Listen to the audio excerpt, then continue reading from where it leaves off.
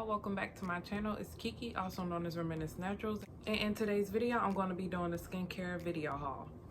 Recording it for like the 4th time, I believe, and I'm sick and tired of recording this video because the first video I didn't sound too confident. Like, I need more practice with these sit down and talk videos. You know, just talking to a camera is kind of challenging, so yeah, I need to work on that a little bit more. So me and the camera still trying to make a connection. Okay, so the main company I'm going to be talking about in this video is Lotion Crafters, and then Formulator Sample Shop, and then I'm going to talk just a little about Bulk Apothecary or Apothecary. Don't know how to pronounce it, don't care to know. I was going to read you guys the price off the invoice papers, but this time I'm just going to put the price and the size of the containers or whatever it's in on the screen, somewhere on the screen. Y'all will see it just for y'all, for you. Starting off, I have mango butter. It's an emollient. I did experience with this butter. It's a dry filling butter. It's soft like shea butter, but without the greasiness. Starting off, I only got a pound, but later on, I did go back and buy the 5-pound bag because it's a bomb butter. And all right, next is an oldie, but will always and forever be a goodie. It's the aloe vera juice. Now, I've tried Lily of the Desert Valley. I don't know. I tried that brand of aloe vera gel, but aloe vera juice. But I just wanted to try theirs, and they got some nice quality aloe vera juice. So, yeah. Next up on the list is citric acid. I mainly got this just in case I need to adjust the pH in my lotions or anything. I didn't have to do that yet, but just in case. And I'm going to be formulating more stuff down the road where I will absolutely need this, but right now I think I'm good for now. Next up is sodium lactate powder. This is a humectant and it's known to be better than glycerin. I'm not too sure. When I use sodium lactate, I use glycerin also in the same product, so I'm not too sure if it holds up to that standard. So next I have Lotion Pro 165, which is glycerol stearate and PEG 100 stearate. It's just a Lotion Pro emulsifying blend, so this is an emulsifier. I have yet to experiment with this by itself either. I paired it with another emulsifier, so I don't know how well it holds up by itself. Next we have cetyl alcohol. Cetyl alcohol is a fatty alcohol and people mainly use it to thicken up their creams. Next up I have Liquid Dermal Plus. I don't know, for some reason I thought it said Liquid Dermal Plus 2, but it didn't, so I kind of froze there. But Liquid Dermal Plus is a preservative. It's a broad spectrum preservative, so it should cancel out all the fungus, the yeast, and the mold. It'll help fight all of that in your lotions or your formulations or creations that you make. Next up is D-L-Panthenol. D-L-Panthenol is vitamin B5, and I got this product mainly because it's a penetration enhancer. It helps the ingredients in the lotions penetrate the skin even better, so that's a plus. And it's just an additive in the lotion and it has some great benefits. Now comment down below if you want me to go through all of these ingredients, how to use them, maybe the pros and cons of them. I could break down the ingredients to the best of my ability to what I know for you guys. Like, I could do a separate video on emollients, esters, humectants, extracts, fatty alcohols. I could break them down to videos like that. Just comment down below and let me know. I might do it anyway in the future, but next up we have Honeyquat. Honeyquat is, the PF stands for paraben free, so that's a plus because I don't want to use any parabens in any of my products because I don't stand by it. But anyway, this is a humectant and it helps increase the moisture intake on your skin. Next up, I have Lotion Crafter IPM, which stands for isopropyl myristate. Hopefully I'm saying that right. This ingredient is an ester and it also helps the product penetrate into your skin deeper, and it also makes products less greasy. Next up, I have chamomile German hydrosol. This is just an additive and a hydrosol, and yeah, I don't like the smell of this, by the way. It just has a terrible smell, but once you mix it into your ingredients, the smell does calm down a little bit, but I may try it in a lower percentage so the smell won't be too pungent. But on top of that, if you're using fragrance oils in your creations, then that may cancel it out a little bit too. So maybe consider that if you want to try that product, if you want to try that ingredient. Next up is hydrolyzed oats. Hydrolyzed oats is a humectant and it has like a silky, velvety feel to the skin, and it's just a nice additive to your product. It's a great humectant. I also went ahead and purchased chamomile hydrosol, 2 bottles. I just want to say something about chamomile hydrosol. Whoever said it has a nice smell, I don't like you. Because it does not. It definitely does not have a nice smell.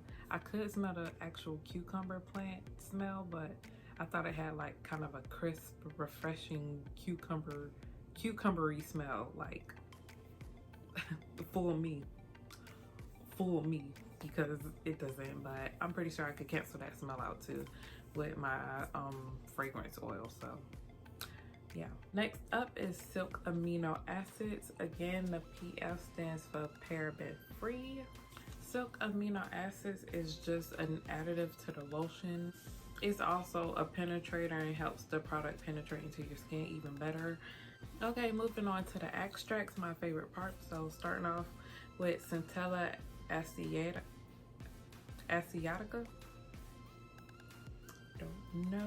Do not know, but it's a really rich dark extract. I don't think that should affect your end product for the lotion because extracts are very powerful in low percentages. Depending on your supplier, you're not supposed to go above the percentage rate that they usually suggest. Next up, I have calendula extract. Again, a dark color extract. Next up, I got licorice root extract, hibiscus extract,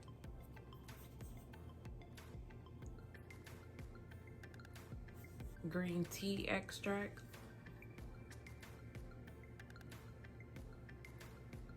ginger root extract, which is a very light pretty color, and chamomile extract. Again, this is just a skincare ingredient haul. I'm not going into detail of any of these products, not really. If you guys want me to, just be sure to comment down below. And I also purchased the Lotion Crafter BTMS 50. This has great conditioning products, especially for the hair. Next, I got this big thing of sunflower oil. This is the high oleic acid, which has a longer shelf life than the original. Yeah, the original sunflower oil, I think only has a shelf life of up to 3 months. So make sure you get the high oleic acid, which has a longer shelf life. Next up, I have macadamia nut oil. I worked with macadamia nut oil years ago when I first went natural. It was a very nice oil. Next up is rice bran oil. I like this oil. I like all of these oils. I've worked with all of them so far in my formulations and they turned out great. Next up is Metafoam cold process oil. Have not experienced with that oil yet, but looking forward to it. Next is Evening Primrose oil. Again, did not formulate with this one either, but looking forward to it. All right, and that's all the ingredients that I have from Lotion Crafters. Lotion Crafters became a trusted brand for me in the snap of a finger. Their quality is amazing. Their shipping is pretty fast. You do have to pay for shipping, which I don't like at all because Amazon spoiled me with free shipping, and I just don't simply like to pay shipping for anything now because I had Amazon for so long and now I gotta pay for shipping, but it's worth it, and it's other places outside of Amazon. But anyway, moving on to Formulator Sample Shop. I only got a couple materials from them, but from them I got the lavender hydrosol, and they also have more stuff that Lotion Crafters don't, so that's why I went to them. Then I got rose hydrosol. Then I work with these, but they smell exactly like what they are. And the main reason I went to them is for the colloidal oat flower. I mainly search for ingredients that has to do with eczema because I started getting eczema like last year. I started getting eczema last year, and my son has it all over his body. And those are the only 3 ingredients I got from Formulator Sample Shop. Now moving to Bulk Apothecary, and the reason why I don't care for them either. Oh yeah, Formulator Sample Shop, their shipping is pretty low, but their prices are a little bit high, so it might balance out with Lotion Crafter, don't know yet. I don't know. But from Bulk Apothecary, I got refined shea butter. I got these last year, so I don't know if they went up or down on the price or if it's the same thing, but I don't know. I only shopped there once, and it's the last time. And next I have refined cocoa butter, and then the unrefined cocoa butter. I only got those from, oh yeah, I got my packaging from there also, but those were trial and error, so they're kind of trash now. Just dove straight into making lotion without knowing that much about it, and those are my trial and error lotions. So glad that I did not sell those because kind of would have felt bad. I didn't mess up too much, but I learned a lot more over the year. Now that I'm more educated on this topic, I can make some good quality lotion that I will feel comfortable selling. But anyway, back to the reason. Okay, so the cocoa butters. I got unrefined and refined. Now, everybody that I ran across watching the video that talked about cocoa butter, they was talking about the unrefined cocoa butter. They said it smelled just like chocolate. So I was like, great, because I had a recipe for a chocolate body butter. I ordered the stuff, got here. Shipping was fast when I ordered it. It got here and they both smell exactly the same. Exactly the same.